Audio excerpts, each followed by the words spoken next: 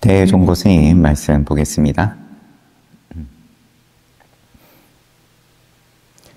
180번째 법당에 올라서 오늘은 4월 초하루이니 또 그럼 초파일 얼마 안 남았네요. 요 한 권 보는데 한 몇 년이나 지나는지. 납승은 주장자를 내려놓겠다. 비록 묵조를 용납하진 않지만, 묵조라는 말이 처음 나오는 것 같은데 이 책에서는 지금 묵조를 용납하지는 않지만 모름지기 사람마다 각자 면벽해야 할 것이다. 4월 초하루이다. 주장자 내려놓겠다. 묵조를 용납하지는 않지만 각자 면벽해라. 이미 묵조를 허용하지 않았는데 무엇 때문에 도리어 면벽해야 하는가? 백운도 스님께서 백운수단 여러 곳에서는 조금이라도 더하기만 했지 조금이라도 덜어내는 곳은 거의 없다고 하셨던 말씀을 듣지 못했느냐?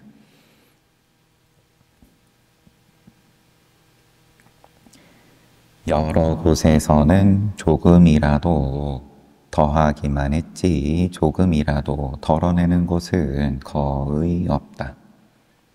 해도 안 해도 다 더하는 입장이 있고 하든 안 하든 덜어내는 입장이 있다. 드물기는 해도 이래도 욕심 부리는 거고 저래도 욕심 부리는 거고 왜가 늘 붙으니까 왜 해야 되냐, 왜 안 해야 되냐.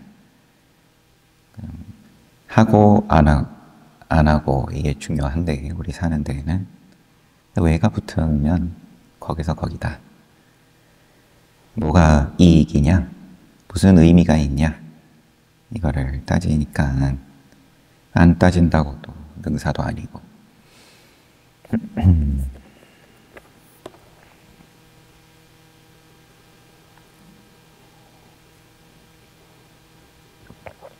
누구나 어리석지 않고 지혜롭게 살고 싶은데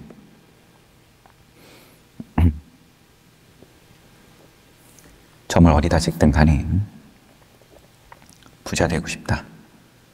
뭐 갖다 찍든 아니 그거 말고 뭐가 있을 것 같다. 지혜가 뭐냐? 그러면은 각자 자기가 생각하는 지혜를 흔드는데 또 내 업식이랑 잘 맞으면 또 시절 인연이 그렇고 하면 뭐 한눈에 반해서 결혼하듯이 뭐 그런 소리가 기가 막히다 쫓아가는 거고. 그런데 여러 곳에서는 조금이라도 더하기만 했지 조금이라도 덜어내는 곳은 거의 없다. 묵조를 허용치 않았는데 도리어 면벽은 왜 하라고 하는 거겠냐? 181번째 욕불회의 상당설법. 부처님 목욕시켜드리는 욕불회에서 법당에 올라서 파초가 나옵니다. 또 파초는 귀가 없으나 천둥 소리를 듣고 잎을 열고 해바라기는 눈이 없으나 해를 따라 움직인다. 파초 또 뭐 소리에 뭘 왔다 갔다 하는 게 있는지 이러면 또 괜히 찾아봅니다. 어록을 이렇게 읽으라고 만든 건 아닐 텐데. 네, 대중 앞에서 이야기를 하다 보니까 지금처럼 또 불특정 다수에게 공개가 돼버리니까 이제 안 찾아볼 수가 없어요. 여튼 파초는 그렇고 해바라기는 이렇고 부처는 이렇고 도둑놈은 저렇고 석가 노인네 역시 태어나지 않았으나 해마다 오늘이 되면 한 번 목욕을 하는구나. 이미 태어나지 않았는데 다시 무엇을 목욕시키는가? 조리가 있으면 조리에 따르고 조리가 없으면 사례에 따라라. 이렇게 끝났어요. 모양을 우리가 늘 쓰고 부처님 오신 날이다. 1년에 한 번 쓰는 모양, 한 달에 한 번 쓰는 모양, 매일 쓰는 모양. 매일 밥 먹고 화장실 가야 되고.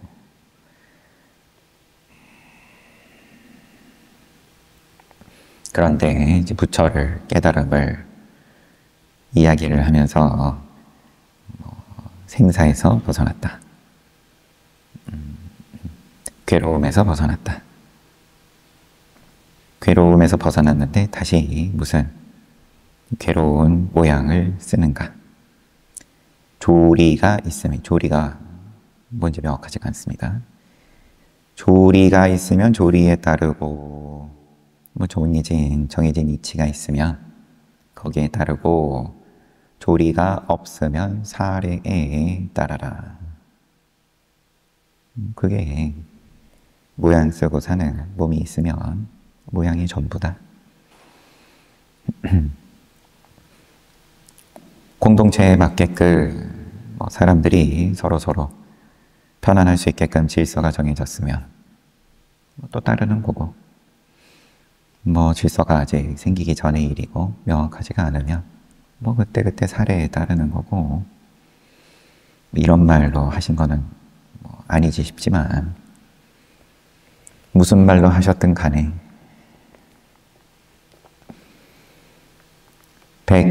182번째 상당문답 설법.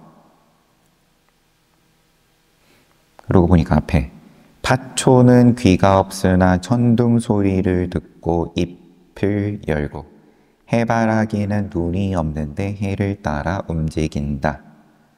눈이 있는 거잖아요. 작용을 한다. 그런데 눈이 그냥 모양 있는 눈이 아니다. 파초의 귀든 그런 모양 없는 입장으로 작용은 늘 돌아가서 오늘이 되면 목욕한다. 그 부처를 보냐. 182번째 상당하니까 한 스님이 도에는 방향과 장소가 없으니 무방소, 그것을 밝히는 것은 사람에게 달렸고, 질문이에요 지금. 법은 보고 듣는 것을 떠나지 않으나 지혜에서는 보고 듣는 것이 끊어집니다. 법은 이렇고 지혜는 저렇고. 한 생각도 일으키지 않았는데 불법이 있습니까?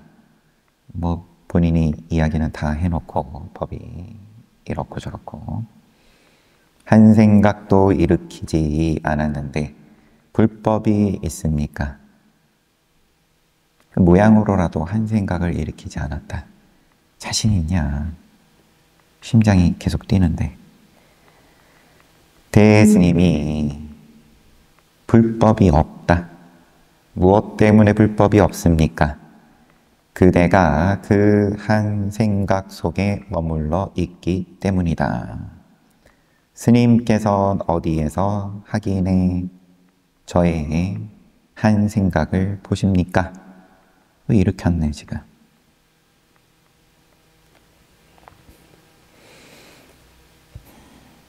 이어서 말했다. 한 생각도 일으키지 않으면, 한 생각도 일으키지 않는 거에 대해서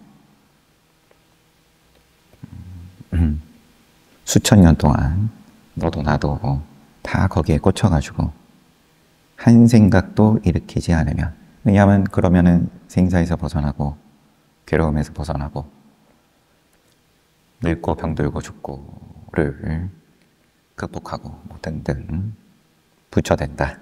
한 생각도 일으키지 않으면. 땡땡하면, 땡땡하면 뭘 갖다 넣든 종교에, 각자의 믿음에 문제로 내가 너를 죽여야겠다. 끊이지 않고 언제나 흥행하는 콘텐츠인데, 한 생각도 일으키지 않으면 여러분이 목숨을 놓을 것이 아직 아니다. 한 생각을 일으키자마자 마치 용이 물을 만난 듯 호랑이가 산에 깃든 듯하다. 모두가 이와 같으면, 모두가 이렇게 머문다, 곧장 이렇게 알아차리면 다시 120켤레의 집신을 사서 행각해야 할 것이다. 무엇 때문에 이와 같은가? 우리 임금님의 창고 속에는 이와 같은 칼이 없다. 이거는 앞에서도 자세히 봤었던 이게 이야기이죠. 우리 임금님의 창고에는 이와 같은 칼이 없다. 자세히 봤는데도 뭐가 흐릿해요. 뭐 말을 자체야 모양으로 이야기하는 게 아니다. 한 생각도 일으키지 않으면 그거 정도로 목숨을 놓을 곳이 아니다. 한 생각 일으키자마자 용이 물 만난 듯 호랑이가 산에 깃든 듯하다. 모두가 이와 같으면 모두가 이렇게 머문다. 곧장 이렇게 알아차리면 열심히 행각해야 할 것이다. 곧장 이렇게 알아차리면. 그러면은 잘했다 해야 될 판에 아직 한참 멀었다. 집신이 해지도록 쫓아다녀야 된다. 무엇 때문에 이와 같은가? 우리 임금님 창고 속에 이와 같은 칼이 없다. 작용하기가 용이 물 만난 듯 호랑이가 산 만난 듯 산을 얻은 듯. 용도 본 적이 없고 호랑이도 늘 비실비실 거리는 것만 봤으니.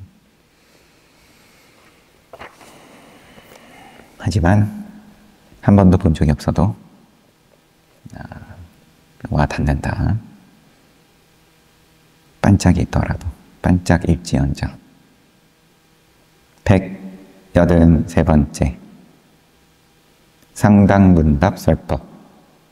장시란이 청해가지고 법전에 오르자 어떤 스님이 물었다. 시방이 함께 모여 하나하나 무의를 배우네.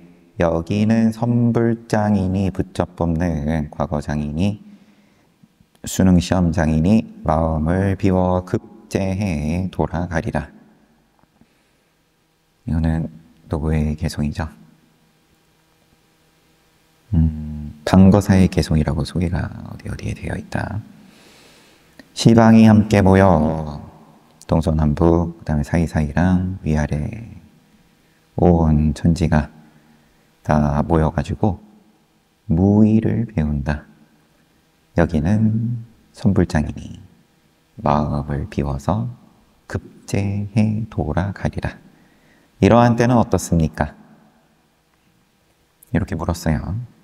대스님께서 시험 문제가 뭐냐? 또렷이 눈앞에 있습니다. 제멋대로인 엉터리 선객들이 3대나 조알맹이처럼 많구나. 그러니까 한결같이 모두 선계수, 이런 나무 신선 선자, 선계수를 붙잡아서 섬궁의 첫째 가지를 꺾으려 하는 것을 어찌하리요? 선계수, 달나라에 자란다는 월계수, 이것을 얻는 것으로 과거에서 급제하는 것을 비유한다.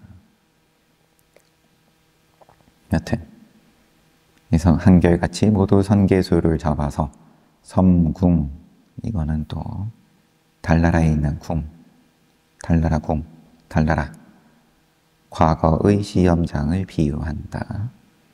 원래 쓰는 비유인지 여기서만 이야기하는 비유인지 여튼 한결같이 뭐 저한테 엉터리라고 해봤자 여기 다 엉터리들끼리 모여가지고 그래도 한번 별 달아보겠다고 하는 걸 어찌하이리요.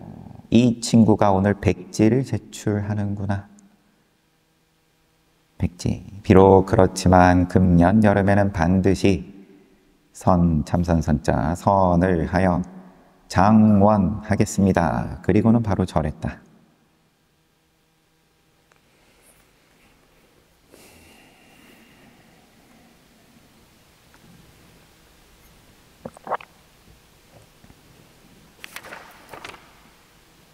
또 두 번째 스님이 나와서 물어요. 어떤 스님이 물었다. 실랑, 지금 청한, 장실랑. 실랑의 견처가 작년보다 어떻습니까? 대중들하고도 친했겠죠, 장실랑. 이 정도로 언급될 정도면. 대스님이 올해와 작년은 다만 360일의 차이가 날 뿐이다. 이 스님이 실랑을 욕하지 않는 것이 좋을 것입니다. 실랑에게 그런 소식은 없습니다. 이미 그런 소식이 없는데 다시 이런저런 말을 하는 까닭은 뭐냐? 남의 입을 빌려 한두 마디 하는 것을 꺼리낄 것이 무엇 있습니까? 그리고는 바로 절했다. 조금 앞에 문답하고는 분위기가 법상의 분위기가 다른 걸만지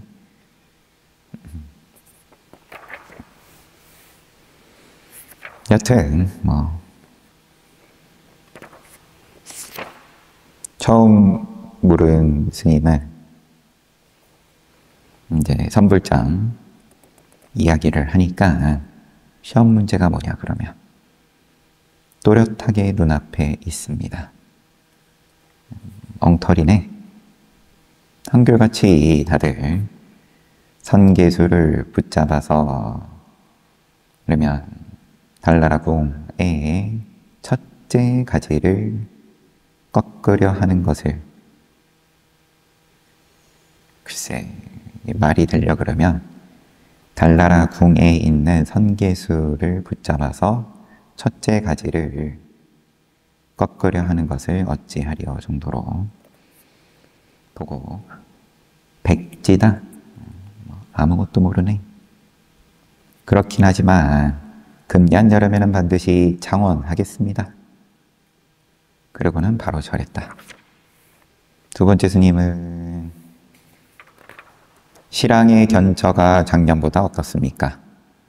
그러면 이제 공양 시주이겠죠. 청해가지고 법좌에 올랐다. 그러면 이날 공양은 또 책임을 졌지 싶은데 장실랑이 오늘 시주의 견처가 어떻습니까? 올해나 작년이나 360일 차이다. 똑같다. 욕하지 않는 것이 좋겠습니다. 실랑에게 그런 소식은 없습니다.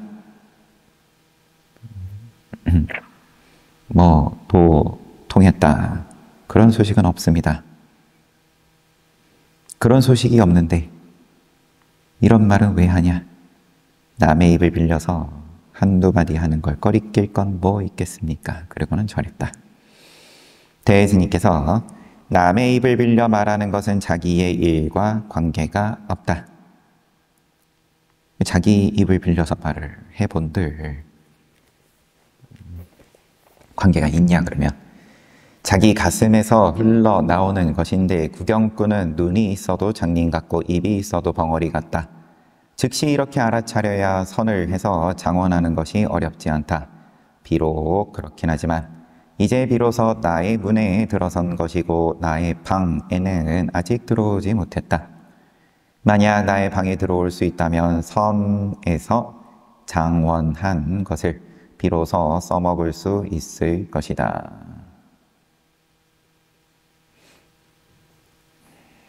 아직 남았어.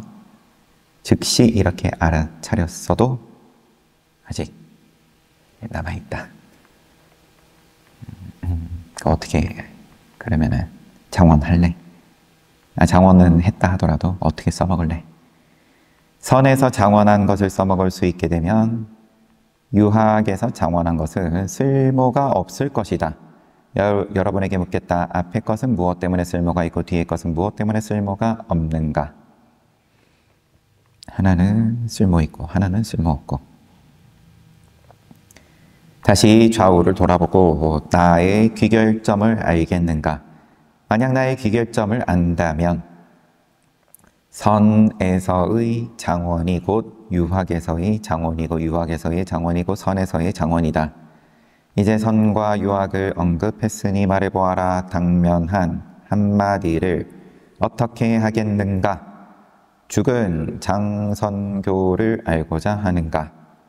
바로 살아있는 장원야이니라.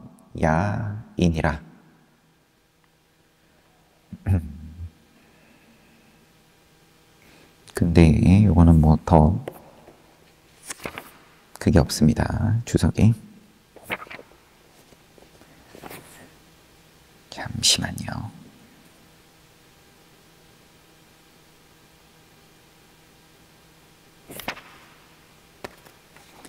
야자가 뭔가 싶은데 장원야 앞에 계속 나왔던 그 장원인데 살아있는 그럼 장원이다. 죽은 장선교. 이 장선교는 이제 장씨랑 일까 싶은데 같은 장자여서 뭐 여튼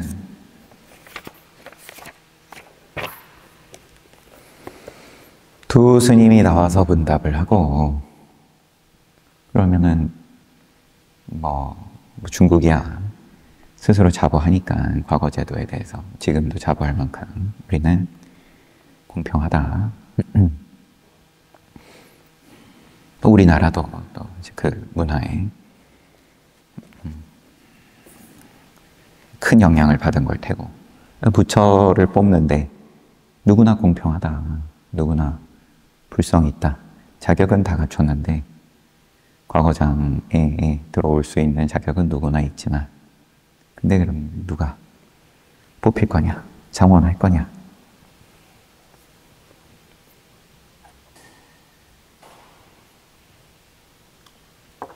어떻게 장원할 거냐?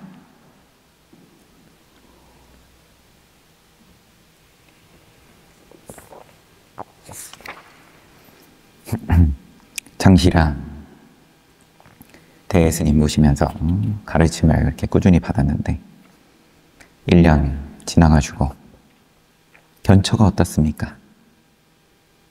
작년과 뭐 얼마나 나아졌습니까? 360일의 차이가 날 뿐이다. 신랑에게 그런 소식은 없습니다. 그러면 왜 이런저런 말은 왜 하지?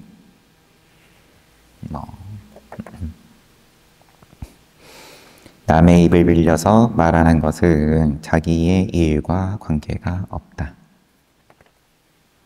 눈 한 번 깜빡이고 숨 한 번 들이마셨다가 내쉬고 자기 일로서 하고 있냐? 아니면은 그냥 누가 밀고 가는지도 모르고 그냥 늘 계속 이리저리 밀려다니는 거냐?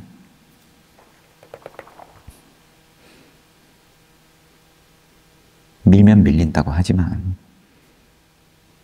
늘 자기 일이다. 아니면 자기 일이기를 항상 바라지만 이것도 쥐어봤지만 내 일이 아니고 저것도 쥐어봤지만 내 일이 아니고 이 자식도 낳아봤지만 내 자식이 아니고 내 뜻대로 안 되고 저 자식도 낳아봤지만 내 뜻대로 안 되고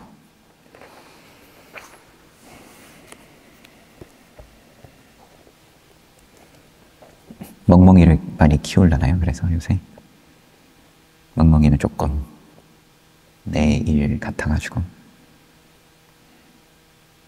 184번째 하한거 결제 상당 법어 부처님 오신 날 지나고 결제일 됐습니다. 또 한거 결제날 법당에 올라 말했다. 문수는 세 곳에서 안거를 했고 지공은 할 일이 없이 노는 스님이 아니다. 요 이야기들을 한번 봅시다. 세존께서 자자를 하는 날이었는데 대중들 함께 모여가지고 계율을 점검하는 겁니다. 문수가 세 곳에서 안거를 한 때문에 가섭이 백추를 쳐서 대중에게 알려 문수를 내쫓으려 하였다. 지금으로 치면 안거 났는데 명부 세 곳에 이름이 올라 있는 거예요. 그러면 무슨 공무원 겸직, 금직 비슷할란지 여튼 대중생활이 지금 똑바로 안 됐다. 가섭이 백추를 쳐서 대중에게 알려 문수를 내쫓으려고 했는데 가섭이 망치를 들자마자 곧 헤아릴 수 없이 많은 문수가 보였다. 가섭은 온갖 신통력을 다 쏟았지만 망치를 들 수 없었다. 세존이 이에 가섭에게 물었다. 너는 어느 문수를 내쫓으려 하는가? 가섭은 대답하지 못했다. 여기 5등 회원에 있다. 요로 문수는 세 곳에서 안거를 했고 지공은 더 다른 이야기는 없습니다. 지공은 할 일이 없이 노는 스님이 아니다. 가섭이 바른 명령을 행하려 했지만 눈앞에 나타난 귀신을 극복하지 못하는구나. 말해보아라. 나의 문하에서 오늘의 일은 무엇인가? 법자에서 내려간 뒤에는 여러분들이 삼배해도 예법에 맞지 않을 것이다. 가섭이 그러면 이때 계율에 안 맞는다. 쫓아내야 된다. 쫓겨나는 정도의 금계를 어긴 거다. 대중생활이 늘 정해진 대로 돌아가는 건데 그런데 이제 문수가 그러면 비단 세 몸뚱아리뿐만 아니라 수많은 헤아릴 수 없이 몸으로 놔두었다. 가섭이 신통력을 다 쏟았지만 어찌할 수가 없었다. 망치를 들 수가 없었다. 부처님께서 어느 문수를 내쫓으려 하느냐? 가섭은 대답하지 못했다. 뭐라고? 한마디 해봐라. 이렇게 이야기를 한 다음에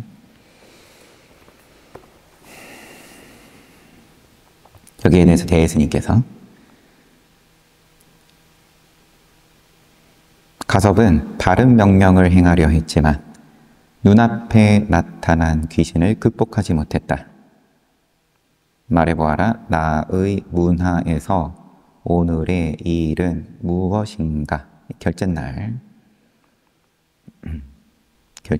자자는 이제 해제날 하죠. 한철 살았는데 세 곳에 이름이 올라 있다. 결제날에 하시는 말씀이 오늘의 일은 무엇이냐? 법자에서 내려간 뒤에는 삼배를 해도 예법에 맞지 않을 것이다. 넘어가겠습니다. 말이야 이렇게 붙여서도 하고 저렇게 붙여서도 하는 거지만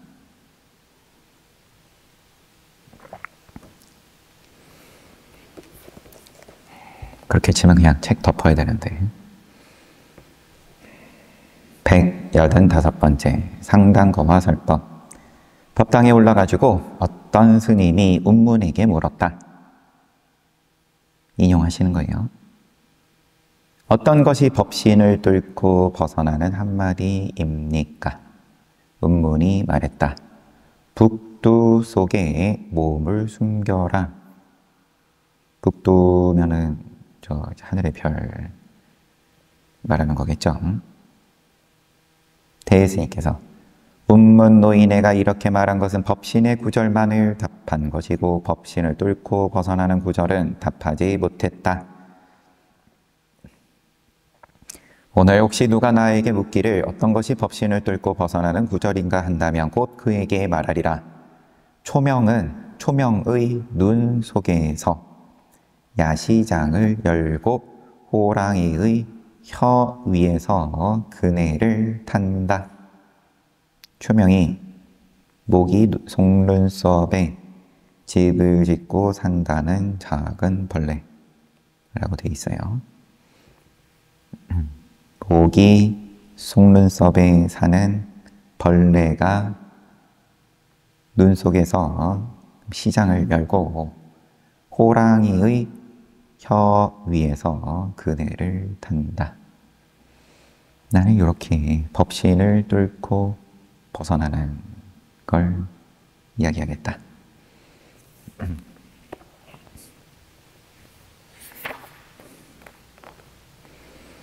단오절 상당설법 186번째 법당에 올라서 오늘은 다시 단오절이니 문수와 선제는 바빠서 어쩔 줄 모른다. 사람을 죽이고 사람을 살리는 약이 신령스럽지 않으면 스스로 머리 뒤에다 무쇠 새 근을 붙이는 짓이다. 단오절은 중국의 단오절은 이거는 별로 도움이 안 되는 주석이고 넓은 지역에서 명절로 지켜지고 있다. 오늘은 다시 단오절이니 그냥 이 대스님 머물고 있는 경산에서도 중요한 그러한 명절이다라는 이야기를 좀 알리고 절에서 무슨 단오절이냐 시비할까봐 참 친절하시게 문수와 선제는 바빠서 어쩔 줄 모른다. 그럼 문수랑 선제를 이야기하는 거는 괜찮은 겁니까? 선문에서 사람을 죽이고 사람을 살리는 약이 신령스럽지 않으면 스스로 머리 뒤에다 무쇠세근을 붙이는 짓이다. 요거는 깨달음의 약효가 나오지 않으면 여전히 자신의 마음의 부담만 시킨다. 여전히 마음이 막혀서 상쾌하지가 못하다. 뇌후 삼근철이란 뒷머리의 급소에 서근의 쇠가 박혀 있다는 말이니 깨달음을 가로막는 장애라는 말이다. 갑자기 주장자를 들어 아래를 한번 내리쳐 세우고 관세음보살의 묘한 지혜의 힘이 세간의 고통을 잘 구하는구나. 세간의 고통으로부터 잘 구하는구나로 보겠습니다. 드디어 주장자를 내던지고 말했다. 어떤 강철 뱀이 땅을 뚫고 들어가는가?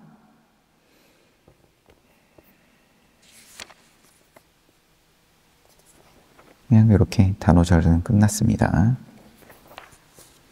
단오절에는 뭐 합니까? 단오날.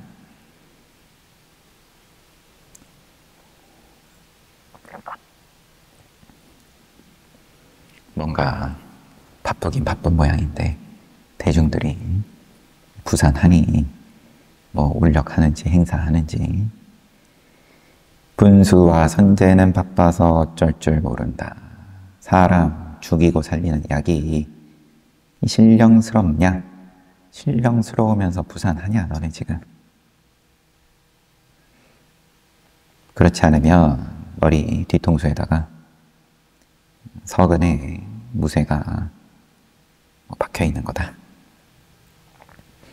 주장자를 한번 내리쳐 세우고 관세음보살의 묘한 지혜의 힘이 세간의 고통을 잘 구한다.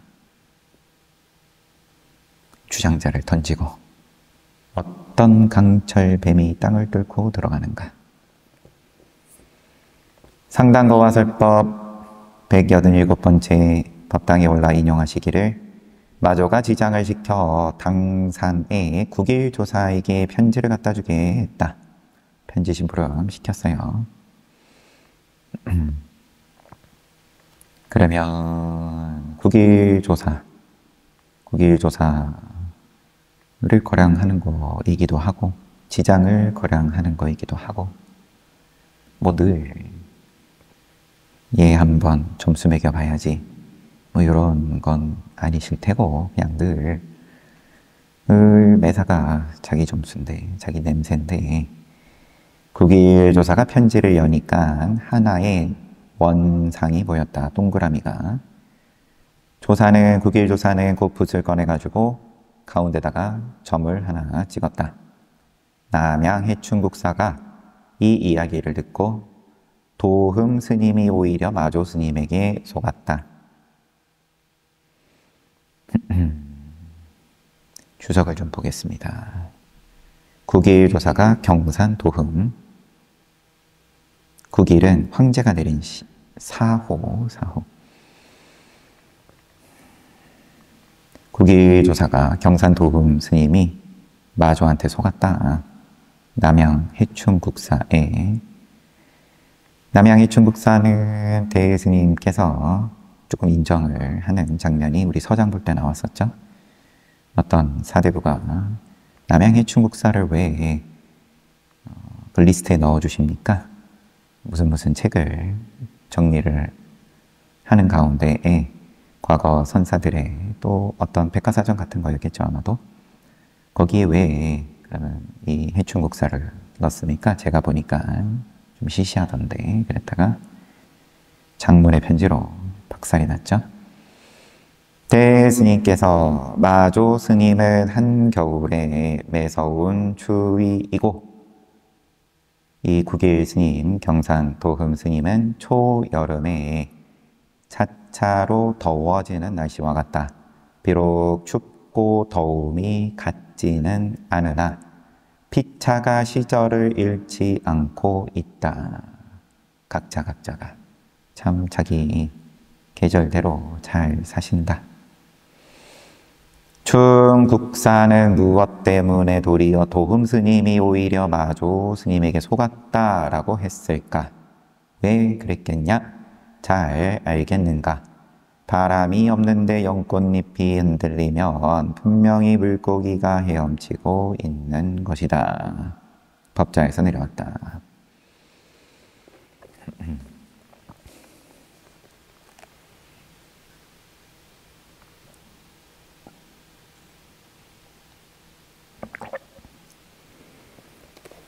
마조 스님이든 편지를 주는 또 편지 받는 여기서 지장은 뭐 별 얘기는 없는 겁니다. 지금의 소개에서는 편지 받는 국일조사들은 다 매서운 추위이든 차차 더워지는 입장이든 한겨울, 겨울의 한가운데이든 동지예요. 그럼 아니면은 여름에서 한여름으로 이제 한참 뭔가 기운이 얼마나 나겠어요. 어느 쪽이 됐든 각자의 시절을 잃지 않고 있다.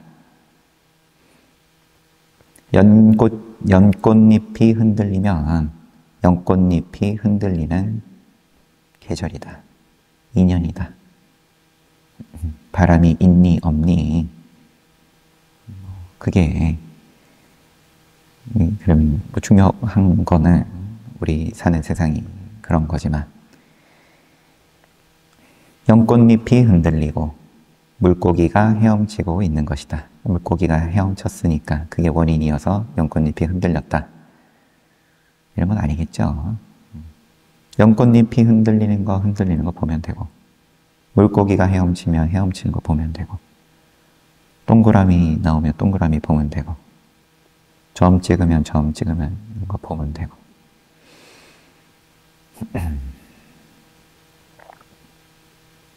그러면은 그게 전부입니까? 하면 이제 여러분 또 묵조다 하고 또 혼날 텐데.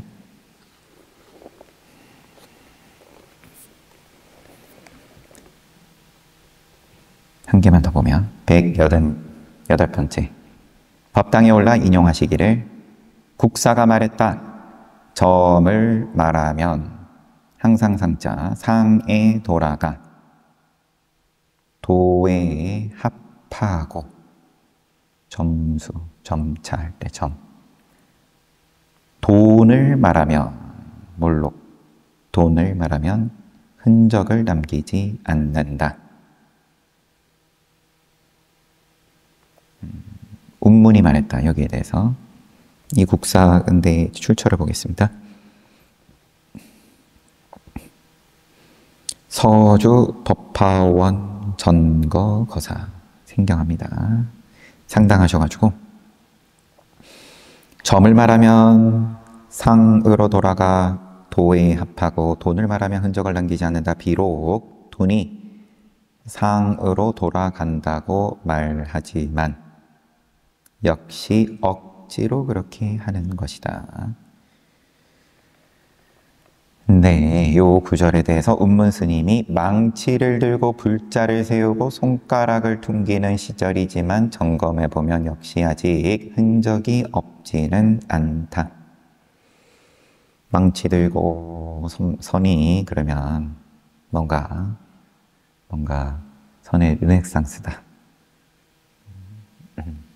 이제 그렇게 그러면 흥행하고 거기에 대해서 또 이익을 얻고 사람들이 깨달음을 얻는데 점검해 보면 아직 흔적이 없지 않다. 돈을 말하면 흔적을 남기지 않는다. 이런 거를 먼저 인용을 하신 다음에 여기 지금 운문스님 말이었어요. 여기까지. 대스님께서 인용을 마치신 다음에 악하고 하를 하시고 잠꼬대를 하여 무엇하랴? 이윽고 불자를 집어들고 다시 손가락을 퉁기고 내가 지금 불자를 세우고 손가락을 퉁겼다. 만약 여기에서 흔적을 찾는다면 쏭살같이 지옥으로 떨어지리라. 여기에 흔적이 있을 것 같으면 지옥 가는 거지. 끝났어요.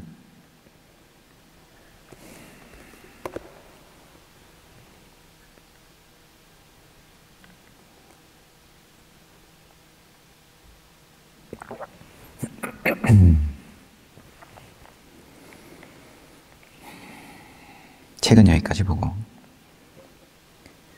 점을 말하면 선에서야 당연히 육조스님, 육조단경의 키포인트죠. 직진인심, 견성성불, 견성, 자기 성품을 보는 돈, 그 다음에 신수스님을 빗대가지고 제 점은 이제 선 아니다. 저거는 모양을 쫓는 거다. 그런데 이제 이 국사가 점을 말하면 항상 상에 돌아가 도에 합하고 돈을 말하면 흔적을 남기지 않는다. 그러면 동그라미고 꽃표이고 간에 운문 스님은 여기에 대해서 망치 들고 불자 세우고 손가락 퉁기는 시절이지만 아직 흔적이 없지는 않다. 그것도 점이다. 그러면 그런 뉘앙스셨을지 운문 스님께서 이래도 모양 저래도 모양. 대스님께서 악하고 하를 하신 다음에 잠꼬대다 잠꼬대. 헛소리 하는. 여러분은 직접 불자 들고 또 손가락 퉁기고 망치는 주변에 없으셨는지 내가 이렇게 했다. 여기 흔적 있냐? 흔적이 있으면 지옥 가는 거고 흔적이 있으면, 기초교리 식으로 얘기하면 식이 증장이 돼서 오온이 또 새로 만들어지고 또 생을 불러들이고 괴로움이 있는 세계에서 윤회한다. 자기가 오고 싶어가지고. 지옥을 얘기하고 괴로움을 얘기하고 매일 똑같은 얘기라면 똑같은 얘기일 텐데 뭐라 그랬죠? 연꽃잎이 흔들리면 바람이 없는데 연꽃잎이 흔들리면 분명히 물고기가 헤엄치고 있는 것이다.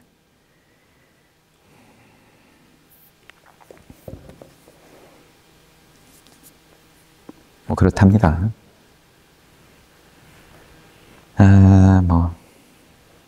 더 할 얘기가 없는 관계로 내려가야죠. 쉬었다가 정진합시다.